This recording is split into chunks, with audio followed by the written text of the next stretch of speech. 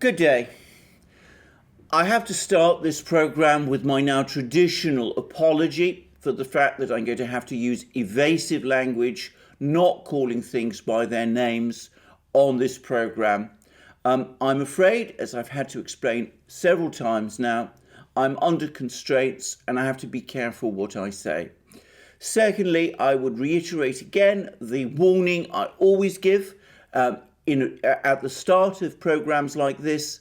I have no scientific or medical training.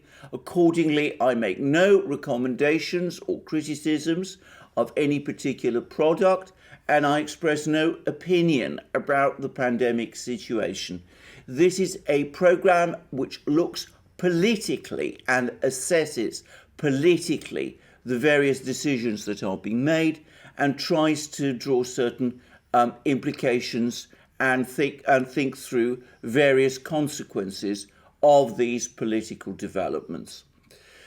What now is happening? Let's now get to the actual issue of this program.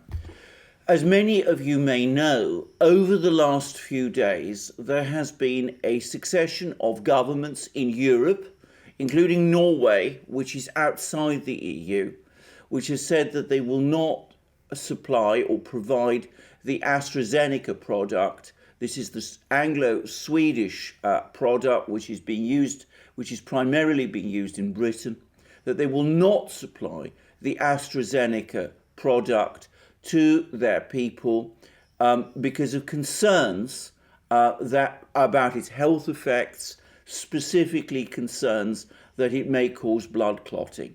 Now, I want to stress I'm not in any position to say whether or not that is true, but it is the case that several European governments are now pressing in that direction, and this includes the governments of the leading countries, including governments like Germany and Italy, which, by the way, has begun manslaughter charges against AstraZeneca in connection with one death there, and France as well.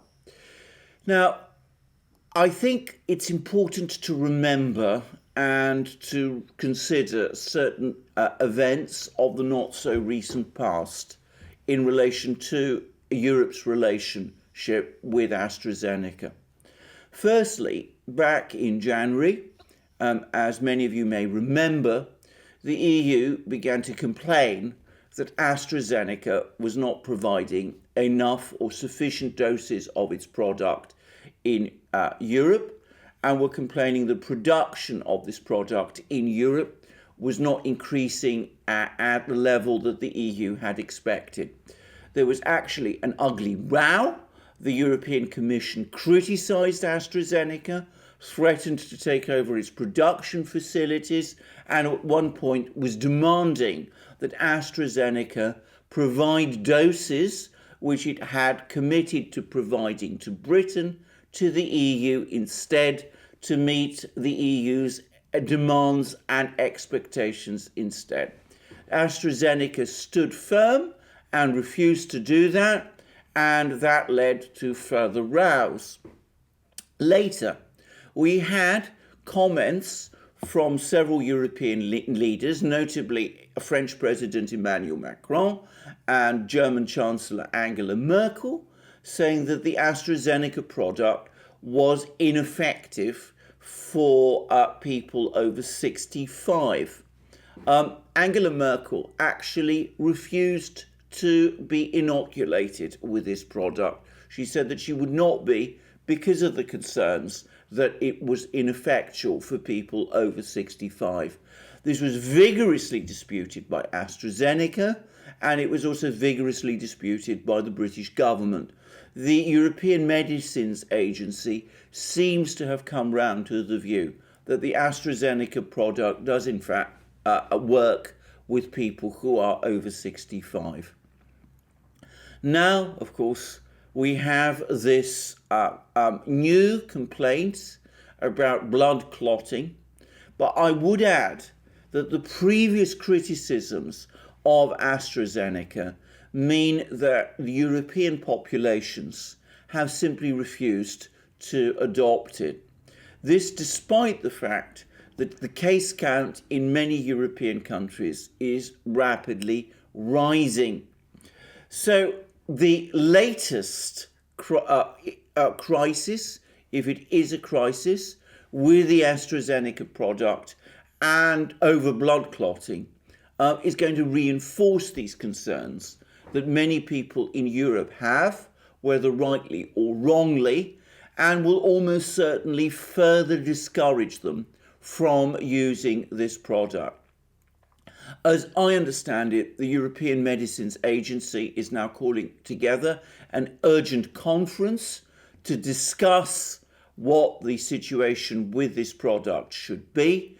But I'm going to express my own personal view, which is that justly or not, the credibility of AstraZeneca and its product across the EU and indeed Europe is now so damaged that it is going to be extremely difficult to persuade European populations to take it.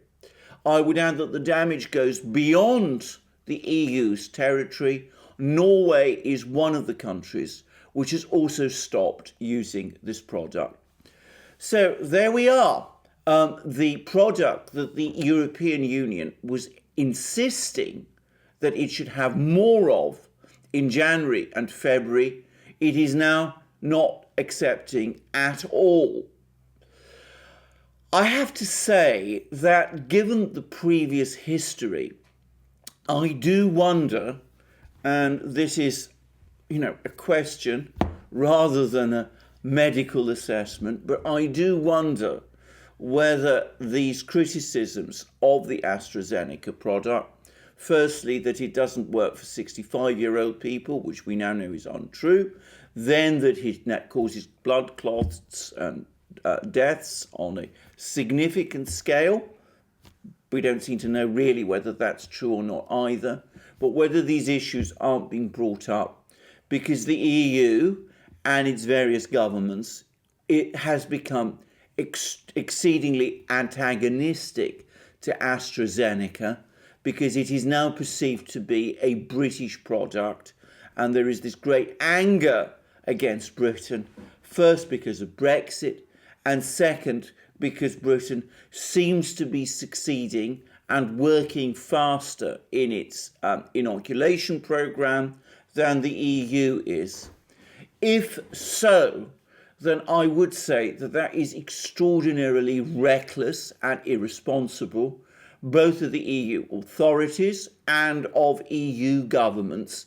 It would mean that at a time when the case count in Britain is rising fast, they have deprived themselves of the cheapest and most available product they could have.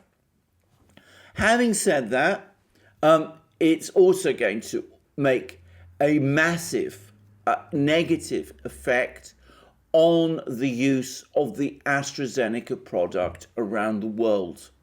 At the moment, at one time, it looked as if the AstraZeneca product would be the most widely used of these products around the world because of its relative cheapness and the ease of its storage. That, I have to say, is now looking exceedingly unlikely, with governments and populations around the world witnessing this row and noting that EU governments are refusing to allow its use for their populations. I think it is exceedingly unlikely indeed that they will adopt it themselves. So whatever hopes and expectations Britain and AstraZeneca might have had that their product would become the leading product in this pandemic situation, it seems to me have now been shot to pieces. That, by the way, makes me wonder about something else, whether there isn't perhaps something more to this campaign against the AstraZeneca product than political issues, specifically the issues between the EU and Britain and between the EU and AstraZeneca. The other main product that is being distributed around the world, the Pfizer product, it was developed in Germany and has some backing from the German government. And of course, it is also backed by the United States and by the massive pharmaceutical company that makes it.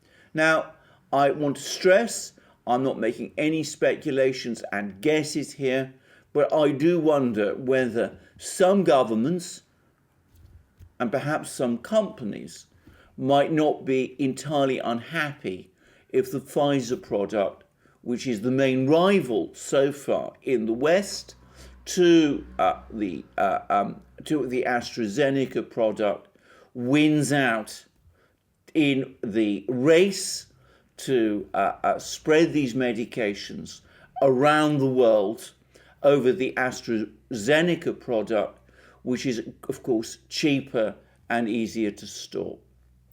So, there we are. AstraZeneca on its way down, Pfizer on its way up.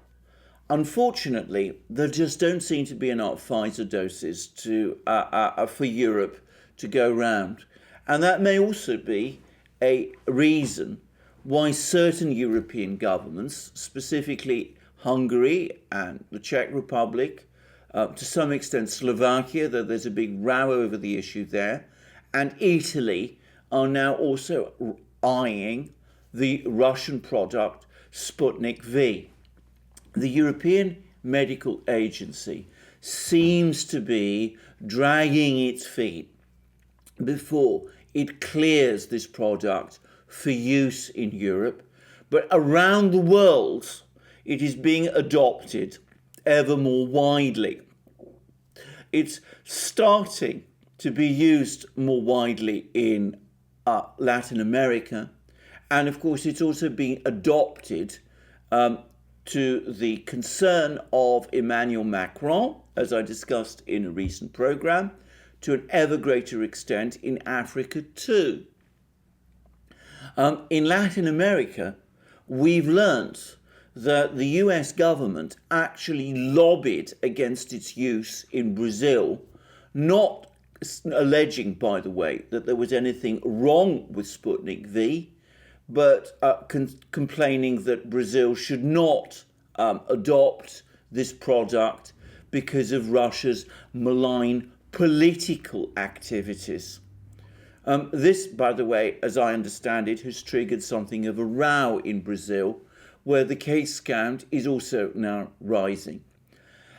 It seems to me that at this perhaps relatively early stage in the inoculation program, worldwide inoculation program, the world is dividing, as it did in a strange replay in the Cold War, into two rival camps. One which adopts Pfizer, the other which adopts Sputnik V. America versus Russia all over again, with Sputnik V turning out to be the major international rival and challenger to the Pfizer product. That is really a most remarkable outcome, and one which I don't think anybody would have anticipated at the start of the pandemic a year ago. I would add that if the European Medicines Agency does eventually clear Sputnik V for use, which it's saying that it might do around May, then we could start to see it being used in Europe also, and that might increase the geopolitical issues around this particular product even more. I have to say, I do find this adoption of Sputnik V really quite remarkable, especially within the EU, because though I stress again, I'm not a medical person, it does seem to me to resemble, to a certain extent, the AstraZeneca product, though there are apparently important differences which I'm not going to debate on this programme. So, we have a very remarkable situation now starting to evolve. AstraZeneca versus Pfizer, with Pfizer winning. Europe versus Britain, with Europe apparently losing, or at least on this front, and Pfizer versus Sputnik V, America versus Russia. Who would have thought it? Note that China does not seem to be a major player in this battle. There seems to be a general consensus, which again, I can't really debate, that its various products are not as effective as the Russian or American product, Sputnik V and Pfizer, or even the AstraZeneca product either. So this is, of course, a relatively early stage in this program. We will see whether this battle now between Sputnik V and Pfizer really plays out, and we will see whether it is indeed the case that in terms of products of this kind, it will indeed be those two products, Pfizer and Sputnik V, America and Russia in effect, which divide the world.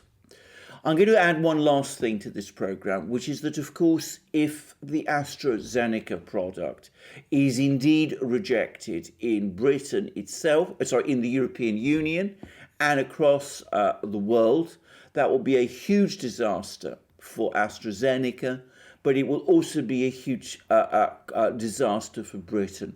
The British authorities must be extremely concerned, and they will be particularly worried lest their own population, Britain itself, starts to become concerned about the efficacy of Sputnik, of the AstraZeneca product, and starts to turn against it.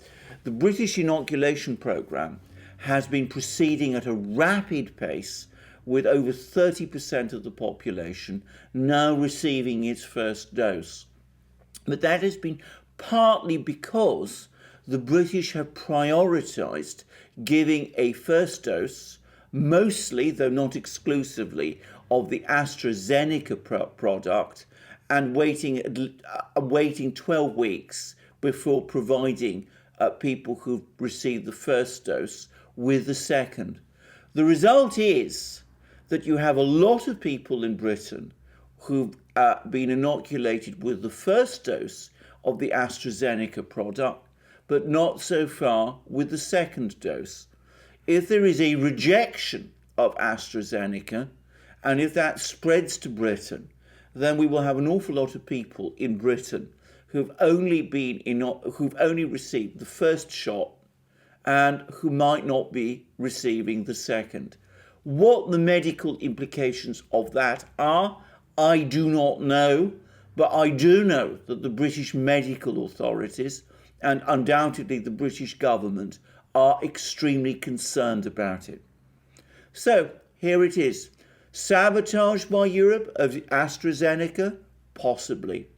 If so, reckless, irresponsible, and wrong. Real concerns about AstraZeneca and its product? That I leave to the scientists to decide. A massive PR disaster for AstraZeneca? That is indisputably true. Problems going down the line for Britain? Quite possibly. Punishment of Britain because of Brexit? Possibly that too. But the overarching story of this affair is of Sputnik V and Pfizer, at least at this stage in the pandemic, appearing to divide the world, just as America and Russia did during the Cold War. A strange echo of those times, and one which I would certainly not have anticipated a year ago. Thank you for joining me for this program. Please check me out for future programs, both on this channel and the other channels we have. Our main channel, the Duran, where I do programs with my colleague and friend Alex Christoforou. Please also check out Alex's channel and our new channel where we show you our interactions with our viewers. You will find all links to all of these channels under this video. Please also check us out on our other platforms, BitChute, Library, Rumble, and above all, Odyssey, which we have found to be a superb platform. You'll find links under this video. Also, please also check out or support us rather, I should say, through BitChute, through PayPal, Subscribestar, and Patreon, if you wish. And remember, we accept donations in Bitcoin and other such currencies. Please also check out our Discord server. And last but not least, remember to look up our shop, see the wonderful things you will find there, our amazing magic mugs, our superb t-shirts, long-sleeved and short-sleeved, our hats, our hoodies, our sweatshirts, and the rest. And I look forward to you joining me on my next program, and have a wonderful day until then.